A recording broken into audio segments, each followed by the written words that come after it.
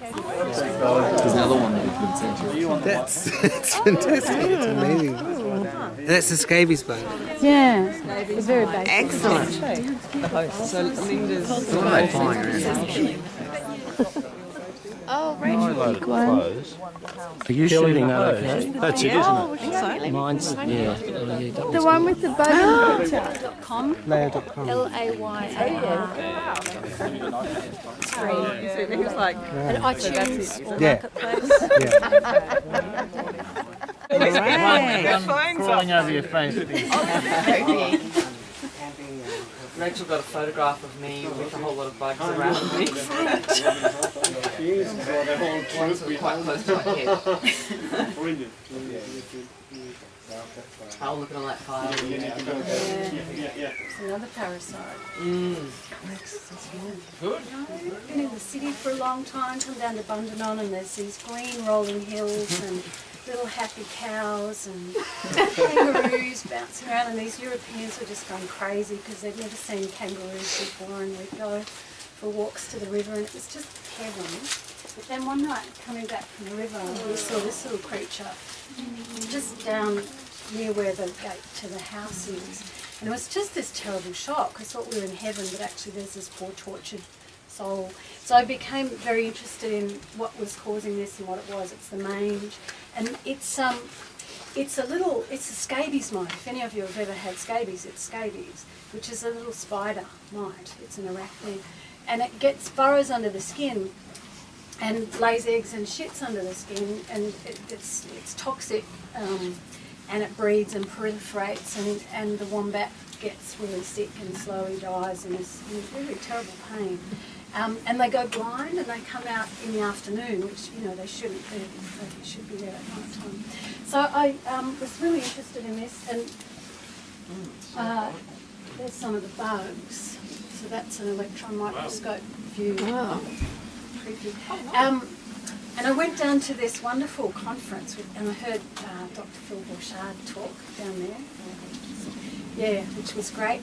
Down in Albury, there's some excellent groups dealing with wildlife care, but particularly wombats. There's a group called the Wombat Protection Society, and they were really helpful with information about managing. There's treatment, and there's all kinds of things that can be done for it. It's not a mystery, it's just scabies.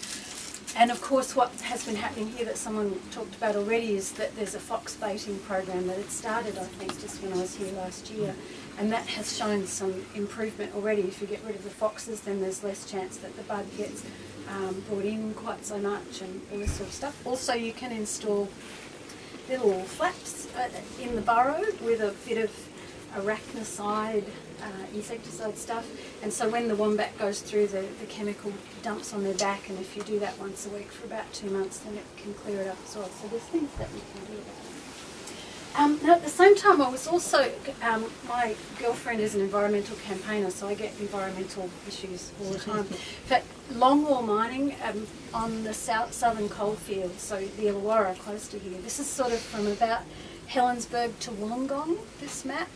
And this is from a group called the Total Environment Centre who do campaigns against this sort of stuff. And it shows longwall mines, and they're massive. This stripy, angular area, this is a mine, and this is a mine. So, you know, areas bigger than Wollongong, underground, are excavated to get the coal out, and then the ground collapses because there's just nothing underneath. And they do it underneath rivers, underneath people's homes, underneath, and it just falls in. And so there's rivers that have cracked and the water's gone away. It's just appalling. And they also are doing something that's getting a lot more press at the moment, which is exploration for coal seam gas with hydraulic fracking, and they inject incredibly toxic chemicals at high pressure underground to release the gas, but also it releases all of these known carcinogens, terrible things, into water supply, into all kinds of other things. So I was becoming some of the longwall mining damage, and that's chemicals and gas in the river. Is that the Darrell swamp? That's actually, is it Cataract? Cataract Dam. Oh, it's there as well. Yeah, that image, it just keeps going around. It's the same image over and over again. Yeah, and it's from TEC, it's from one of their reports, and they went out and photographed things. So there's gas and there's poisons. And so this, to me, I was really interested in this sort of system because it's the same as the scabies field. You go underground and burrow and ship and extract, and it kills off the host, and which is stupid and short-sighted because that's one of the machines. They're massive. That does the longwall mining. It's called a shearer. It does. Looks like the mice. Yeah, we did a brief stint, mostly recording sounds, because I was really disturbed by the way the little sick wombat didn't make any noise. And as you all know, if you've stayed here, the other wombats, oh my God, keep you up all night. So that sort of suffering in silence thing was really disturbing. So I recorded a lot of sound and thought about the project and decided that I wanted to do audio, and I also wanted to make the microscopic scabies more visible and bigger and make people want to find them and look at them, just to sort of pull out this problem that I thought was so horrific. So I did 3D models of scabies, as you saw on the phone, and also was reading documents from longwall mining company reports and press releases. They have this fantastic language that just makes the terrible things they're doing sound so reasonable.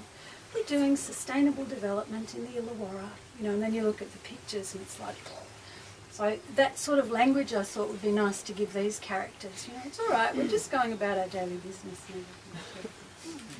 and and to get these into augmented reality, so I really wanted to do, it's a site-specific work, but to think about this site not only as a natural environment, but also as an electronic one. There's signals here, there's Wi-Fi, there's GPS, it's the electronic landscape that I'm tapping into as well, and I wanted it to be located, on the burrows where I'd seen mange. But it's uncontrollable.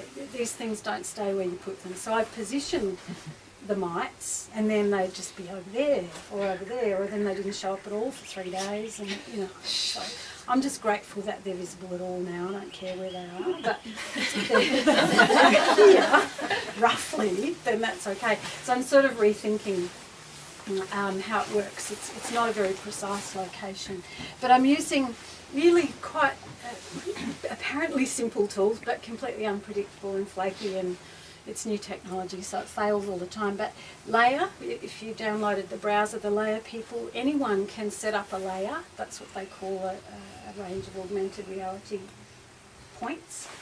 And I'm hosting it with, this is a German company, with this place called Hoppala. And they store the scabies models and the text and the audio, and the layer links into that. So you need 2 parts to it, so I'm using both of those. So yeah. So the scabies are actually in Germany, that you saw. That's great. And this is where I've placed them. So here are the ones you were seeing, and I've put one on each of the longwall mine sites of terrible damage that was in the TEC, Total Environment Centre reports. So there's, collapsed creeks and missing rivers and poisons and stuff. So those ones, we'll probably never see, because you have to actually go there and turn your phone on to see them, but you can't get in there. So that's where they are. And I'll wrap up. So the text and the audio on the scabies is all that I've done so far, but I'd really like to, in the future possibly, make them more live, so tie them into the actual occurrence of mange here, so that if there was Dr. Phil, I like to call him Dr. Phil was talking about doing a mange study, or that you'd done a study where you had identified mange and amounts of mange by looking at the camera pictures. So if I could link it into real data about real wombats and real amounts of mange, it would be really interesting. And also it would be great to link it into whatever treatment program might seem appropriate, so that if we did have little flaps with mite killer, you'd probably see that the mange decreases, and I would kill off or reduce the number of virtual scabies to match, so the population of the virtual could match the population of the real. So that sort of more live data-driven stuff.